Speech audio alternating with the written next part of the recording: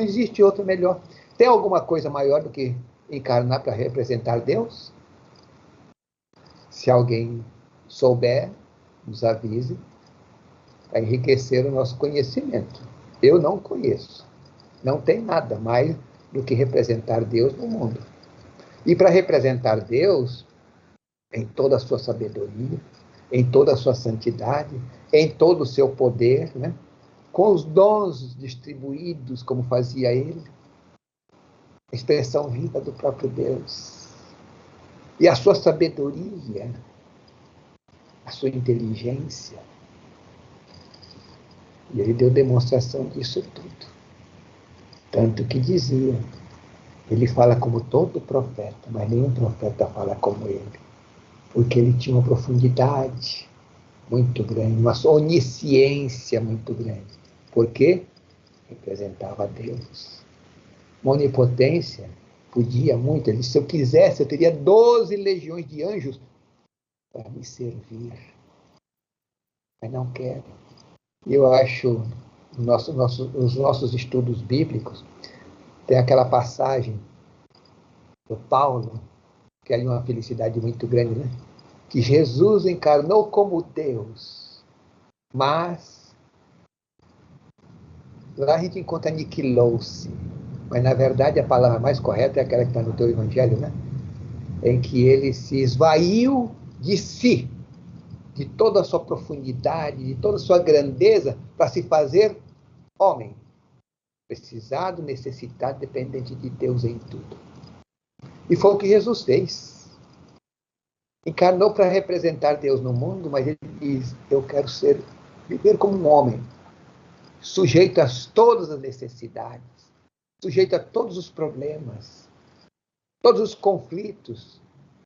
Então ele passou na convivência com os filhos de Deus, muito equivocados, as dores, os sofrimentos, as perseguições, as agressões, e também na condição do seu martírio, que foi, nós já vimos também isso, em que ele passou pelo máximo que um espírito podia ter passado sobre a terra, para que ninguém um dia dissesse, Jesus não sofreu o que eu sofri. Não. Podemos dizer que ninguém sofreu como Jesus sofreu. E passou num sentido, vejam bem, já estava profetizado lá no Velho Testamento, de que ele iria ao abatedouro como um cordeiro, e dele não se ouviria um berro. E assim foi. E o final do capítulo 53 ainda diz, e ele perdoará a todos. E assim ele também o fez. As profecias se cumpriram perfeitamente, palavra por palavra, até aquilo que Jesus tinha que dizer, assim ocorreu. Coisa maravilhosa. Eu já disse algumas vezes aqui, até em particular, até falei uma vez na oração, que gostaria muito de entender essas particularidades das chamadas profecias, né? Como é que se pode ter a visão do futuro, do que iria acontecer, como é, quem são os espíritos que irão desempenhar essas funções, e como se sabe que ele vai passar por todos aqueles detalhes, como, por exemplo, foi detalhado o sofrimento de Jesus, a paixão de Jesus. Ou, por exemplo, é claro que o Espírito encarna, o Espírito inspira para que ponha o nome. Por exemplo, Ciro, né? Disseram para o Ciro, Ciro, o senhor está profetizado no Evangelho, no livro de Isaías, e que o senhor iria nos libertar. Foram mostrar para ele, falou, então, se eu estou profetizado, então vocês estão livres. E ao estarem livres, muitos não quiseram, porque já faziam anos que estavam lá, 70 anos, como tinha dito o profeta Jeremias, que assim seria, ficaram lá, principalmente o povo de Levi, que era o povo que dava origem aos sacerdotes. E ao darem origem ao povo de sacerdotes, que não quiseram vir, cessou-se a obrigatoriedade de oferecer a 10ª parte de tudo que eles plantassem ou criassem para a tribo de Levi. Então, hoje em dia, quando nós falamos, nós encontramos os sacerdotes e os padres, os pastores, exigindo o dízimo deixou de existir. E, aliás, em nenhum momento lá no livro de Malaquias e outros livros que falam sobre a importância do dízimo, não se falou em dinheiro, falou em víveres, né? Alimento. Não se falou em dinheiro. Que, aliás, que dinheiro tinha o povo hebreu? A não ser o comércio de troca, né? Ia plantar, criar, ia trocando com o pessoal. Então, tudo se cumpriu segundo a vontade de Deus. Se cumprindo tudo isto, o sermão profético de Jesus, lá em Mateus 24, 25, por exemplo, em que ele detalha tudo aquilo como nós estamos vivendo hoje no mundo, ele termina a sua profecia, ou melhor dizendo, as suas profecias, que são várias, passarão céus e terras, minhas palavras não. E Deus disse ao mestre Polidoro, filho Elias, quando ele escreveu o boletim, lá uns 5 anos de findar o segundo milênio, até o findar do segundo milênio, um dilúvio de fogo reduzirá a humanidade a 1/3 do que tem vida. Quando ele terminou de escrever esse parágrafo, a manifestação de Deus disse ele, filho Elias, não te preocupes se o dilúvio não ocorrer até o findar do segundo milênio. Que demore 5, 10, 15, 20, 25, o tempo que for necessário. Mas tudo aquilo que meu filho Jesus profetizou, tudo aquilo que você, como anjo relator, fez o vidente de Fátima observar para escrever, acontecerá integralmente. Ninguém irá tirar uma só palavra das profecias de Jesus e que você, como anjo relator, disse. Estão aí no mundo acontecendo. Jesus disse bem que, nas profecias dele, que o que estamos presenciando e vivenciando hoje é apenas o princípio das dores. Então, tenhamos juízo, oremos muito, façamos por merecer graças de Deus. E como é que eu faço para merecer graças de Deus? Transformação interior. Porque há quem pense que só orar é o quanto basta. Não. Orar, como disse Kardec no século retrasado, para agradar a Deus basta adorá-lo? Disse não.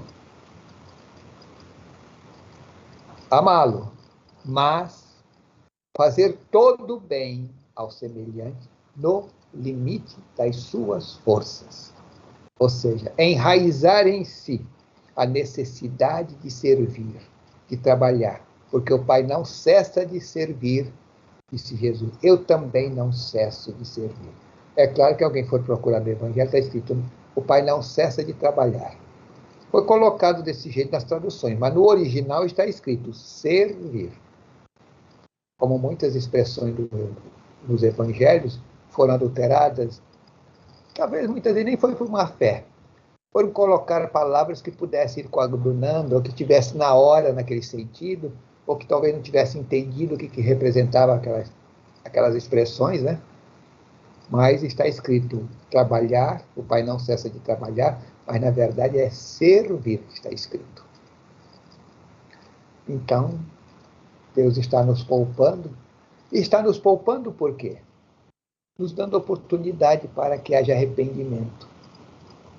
Que aquele que esteja trilhando o caminho do mal, errado, o caminho do mundo, possa se arrepender e retornar e subir no caminho da senda divina. É a oportunidade que Deus está dando. Tanto que também Jesus diz uma coisa. Aquele que for santo, santifique-se mais ainda.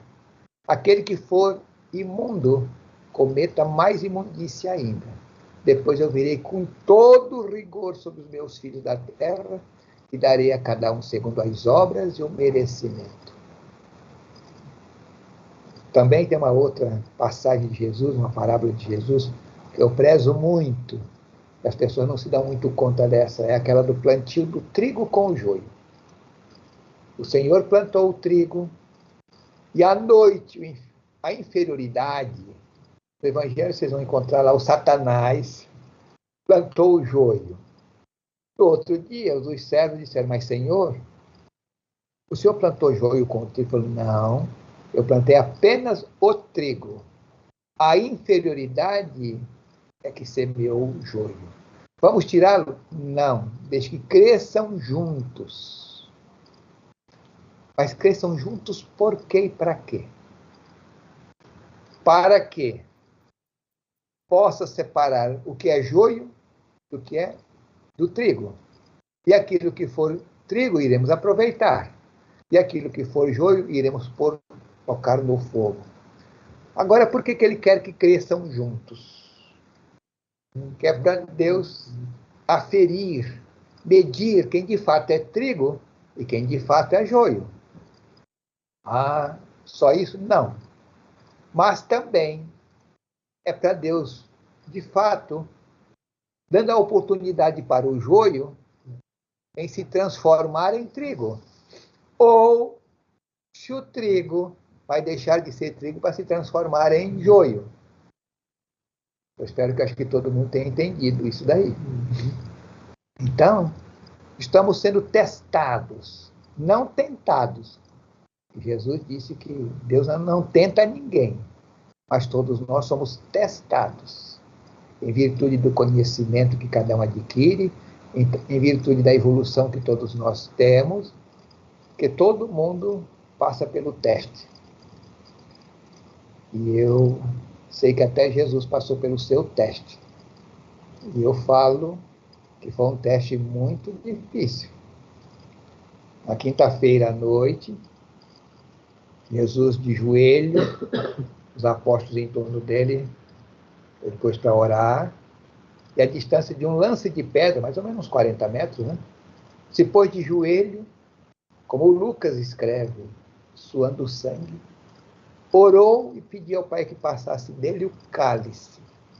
Senhor, mas seja feita a tua vontade e não a minha. Por 3 vezes Jesus pediu isto. Aí chegaram os soldados lá do templo e o levaram manietado. E aí levaram para Pilatos depois. Aí o Pilatos disse, Jesus, eu conheço a marca dos teus patrícios, principalmente os sacerdotes. Eu sei que são raposas. Eu sei que você é um homem de bem, homem bom. Tem até uma dívida com você, que você curou a minha esposa, que sofria de bronquite. Numa noite, você a curou lá no Monte das Oliveiras. E aí chega um soldado e diz para ele, Senhor, tem um recado de Dona Cláudia, que era a esposa dele, que diz que teve um sonho muito sacrificado com o mestre de Nazaré, que o senhor tomasse muito cuidado com ele. Aí ele oferece para Jesus um cavalo. Te dou um cavalo, você sai pelos fundos da fortaleza e vai embora. Vai para Éfeso, vai para qualquer lugar, vai pregar, continua o teu trabalho, que eu sei que você é um homem de bem. Não tem nada contra você. Tanto que ele repetiu várias vezes para os sacerdotes. Não vejo crime nenhum neste homem. Para quem tinha pedido por 3 vezes, gente, que Deus passasse aquele cálice, qualquer um de nós poderia entender que era a resposta, a deixa para ele seguir em frente na tarefa dele. Porque Jesus dizia a todos, alegrai-vos, pequenino rebanho, porque o reino do puro espírito está próximo. Era ele semeando esse reino do puro espírito. E tendo essa oportunidade de continuar no mundo, é claro que ele iria implantar, né? A humanidade toda iria entender. Mas ele disse, não, eu vim para morrer. Mas Jesus, dizem que você é louco, maluco? Eu te dou a vida, você apela para a morte? Foi para isso que eu vim ao mundo. Olha que grau de consciência, que grau de inteligência, de entender que aquilo, ele pediu na condição de homem. Como ele ensinou muitas vezes, batei e abri-se-vos-á, procurai e achareis, pedi se ele há dado. Ele nos deu esse exemplo também. Pedir a Deus. Mas arrematava de Senhor, seja feita a tua vontade e não a nossa, ou não a minha. Porque Deus não dá aquilo que nós pedimos. Deus nos dá aquilo que nós precisamos. Aquilo que vem para a nossa necessidade. Então você pede um caminhão, ele de repente te dá uma carroça. É o que você precisa. É segundo a sua necessidade. É aquilo que vai te fazer bem. É aquilo que vai te ajudar. Mas as pessoas às vezes não têm paciência, não sabem pensar, não sabem entender. E a oração dos apóstolos nos ensina bem. Que eu mereça mais, menos ou nada. Mesmo assim agradeço a presença e a inspiração. Se uns mereceram mais, outros menos e eu nada, o problema não é com Deus. O problema é comigo. Vou fazer por merecer pelo menos alguma coisa. E como é que eu faço para merecer? Retornamos de novo ao mesmo teorema. Transformação. Transformação interior. E, acima de tudo, amor. Amar de forma incondicional, como ensinou Jesus. Os meus discípulos ficarão conhecidos por muito amar. Digo sempre isto, né? Para cada um pensar. Estou procedendo, estou vivendo, estou em condição de um dia ser considerado um discípulo do Cristo por muito amar. Jesus diz, numa reunião espiritual no livro A Vida Além do Véu, aonde há amor, tudo é mais forte. Onde não existe o amor, tudo é mais fraco. Então procure cada um pensar em que lado que ele está, da fortaleza ou da fraqueza. Frases, por exemplo, como a do Paulo, tudo posso naquele que me fortalece. Posso muito, mas nem tudo me convém. É uma pergunta que cada um deve fazer para si. Então eu digo, tudo que formos fazer, perguntemos assim. O que eu estou fazendo, o que eu quero fazer, o que eu fiz, esteve de acordo com a lei de Deus? Ou está de acordo com a lei de Deus? A resposta vem de dentro. Mas se você tiver dúvida, pergunte assim. Se Jesus estivesse no meu lugar, como faria? A resposta também vem de dentro. Então, quando nós falamos de Jesus, e ele sai do mundo dizendo, tenho muito para vos dizer, ainda não podeis suportá-lo agora, mas quando Elias vier de novo, restaurará todas as coisas. Outra que ninguém vai dar esse testemunho, nós temos um testemunho do que Jesus tinha que fazer no mundo, e que fez e que representou, naquilo que até hoje eu não vi ninguém, padre, pastores, até espíritas, perguntando por que Jesus foi profetizado tantos séculos antes. Por que Jesus tinha de nascer uma mulher virgem? Por que Jesus tinha que nascer com os dons do Espírito Santo sem medida? Por que Jesus tinha que nascer numa manjedoura? Por que Jesus passou a vida inteira com os dons do Espírito Santo sem medida? Operando sinais e prodígios maravilhosos. Por que Jesus passou uma vida inteira servo dos 10 mandamentos? Por que Jesus operou aqueles prodígios no seio do povo segundo os dons de Deus? Por que Jesus tinha que passar pela sua chamada paixão, por todo aquele sofrimento? Então nós encontramos um capítulo espetaculoso no Evangelho Eterno, explicando todos esses questionamentos. Por que ele era antes de haver mundo? Por que nasceu, foi profetizado tantos séculos? Porque Jesus tinha os dons do Espírito Santo sem medida? Porque passou uma vida inteira vivendo a lei de Deus? Porque, resumindo tudo isto, naquilo que eu já disse hoje, Jesus encarnou com a maior tarefa messiânica que um espírito possa merecer: vivenciar, representar Deus no mundo. Em outras palavras, se um dia Deus quisesse encarnar na Terra, ou em qualquer lugar, o que faria Deus, que é onisciente, onipresente e onipotente? Iria viver a sua lei, dar demonstração dos seus dons e amar de forma incondicional os seus filhos. Era o que Deus faria. Ou seja, é o que Jesus fez por representar Deus, não é? Então, minha gente, entendamos isto. O quanto nós precisamos crescer espiritualmente. Valorizar a nossa encarnação, que é preciosíssima. Porque eu sei que muitos espíritos gostariam de estar encarnados. E talvez no nosso lugar. No lugar de cada um de nós. Eu ouvi espírito dizer: gostaria muito de estar encarnado ao lado de vocês, ao lado desse mestre, trabalhando, aprendendo.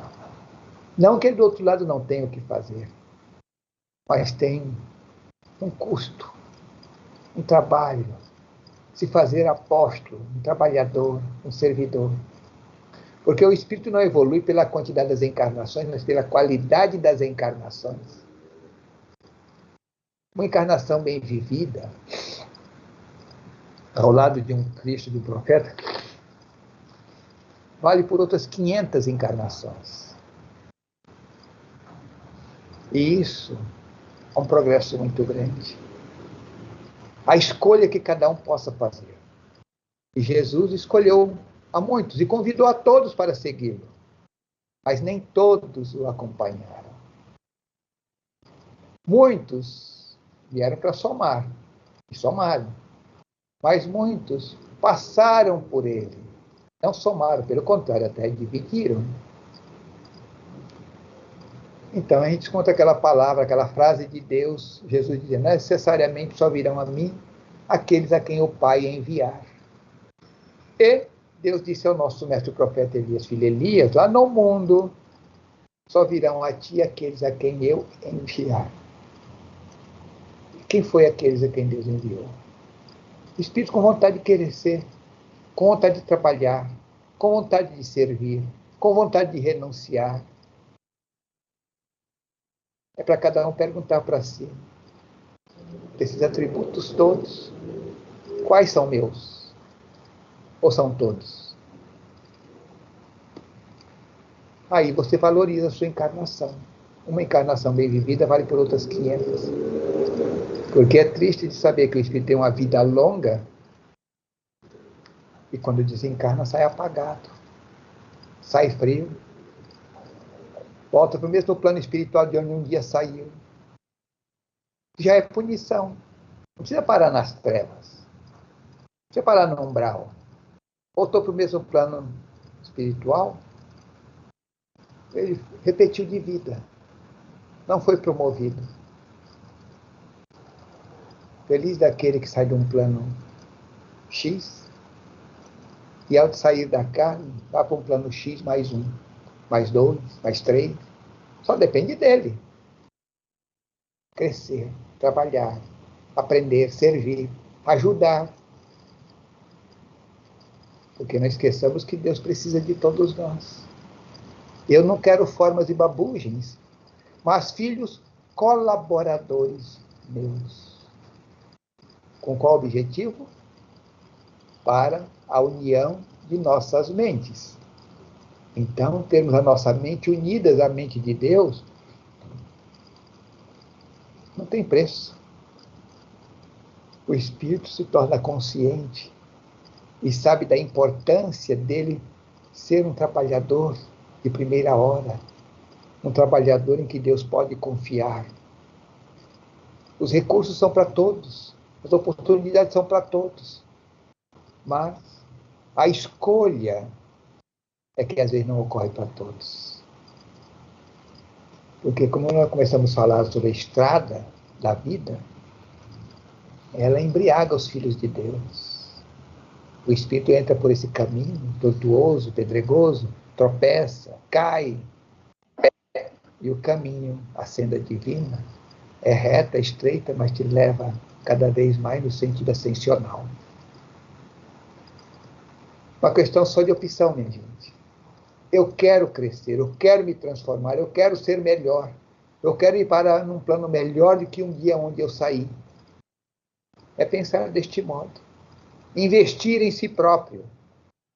Sacrificar a si próprio. Transformação interior. O Pai é Espírito e verdade. Está dentro de vós e não virá com mostras exteriores. É uma questão só de buscá-lo na intimidade. E ao buscá-lo na intimidade, ele nos diz como. Buscar-me-eis e me achareis, mas me achareis e me buscareis de todo o coração. E nós vamos buscar o princípio sagrado de todo o coração, com todo amor, com toda ternura, porque é o nosso amor, o amor de nossas vidas, minha gente. Que graças a Deus o reino do puro Espírito já se faz presente em nossos meios, ou melhor dizendo, nós é que estamos no seio dessa divina manifestação. Que Ele concede mais uma vez essa graça para todos nós. Senhor, iniciamos o trabalho já te agradecendo por tanto carinho, por tanto amor, por tanta bondade, por tanta misericórdia, Senhor. Eu digo misericórdia porque eu tenho certeza disso, Senhor, que o Senhor nos dá muito mais do que nós merecemos. Está investindo em todos nós. E nos sentimos honrados e agradecidos por esta confiança. Embora sabendo que somos falhos, errados, omissos, possos de dúvidas, mas Deus sabe que somos assim ainda. Então, Senhor, de mãos estendidas, te buscamos com muito amor, com muita ternura, Pai Santo. A tua divina manifestação, Pai Santo, aquele que te representa na nossa galáxia. O profeta Elias, por este Espírito, Senhor, entregastes a lei, a poesia de Deus, o Evangelho eterno. Em Jesus, modelo santo de comportamento, o divino amor Jesus, o Filho amado Jesus, o príncipe da paz Jesus. Eu costumo às vezes dizer, já disse muitas vezes até, que merecer de Deus, ouvir aquilo que Jesus mais de uma vez ouviu de Deus. Este é meu Filho amado, em que nele deposito a minha complacência. Procuremos fazer por merecer essa graça, gente. Que não é exclusiva para Jesus, é para todos os filhos de Deus, que fazem a vontade de Deus. Procuremos crescer a ponto de merecermos ouvir isto. Então, Senhor, Jesus, o nosso irmão maior, modelo e guia da humanidade, o amigo João, o evangelista e toda a mensageria divina, a doce Mãe Maria e suas legiões socorristas, o grande coração Bezerra e suas legiões também, Sócrates, braço direito do Cristo, governador da terra, o Gandhi,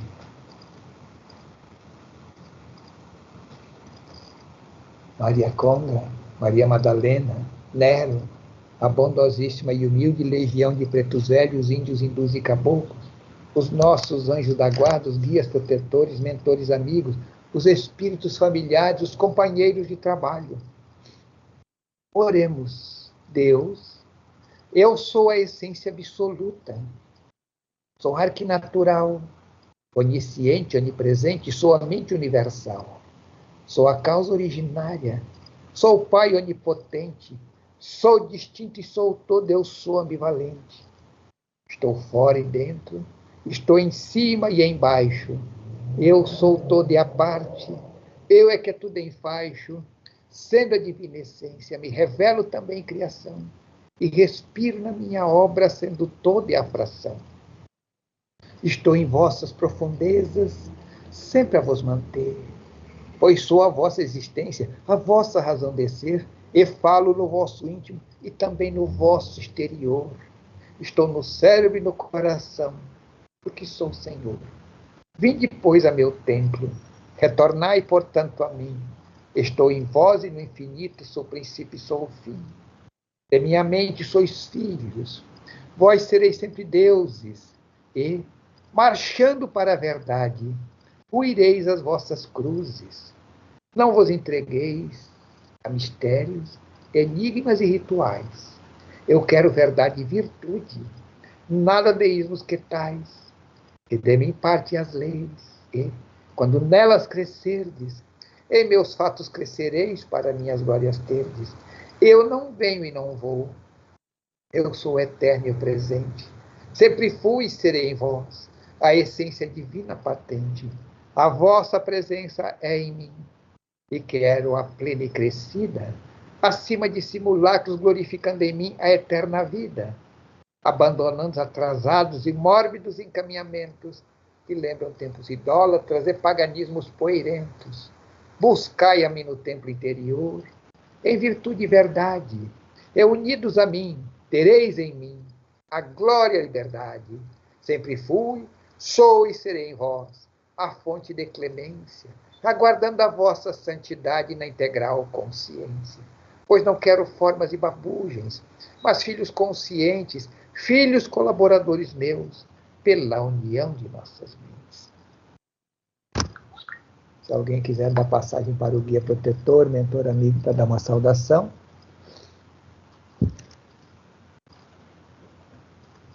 Bela? Júlio? Arlete? Nada vi, graças a Deus.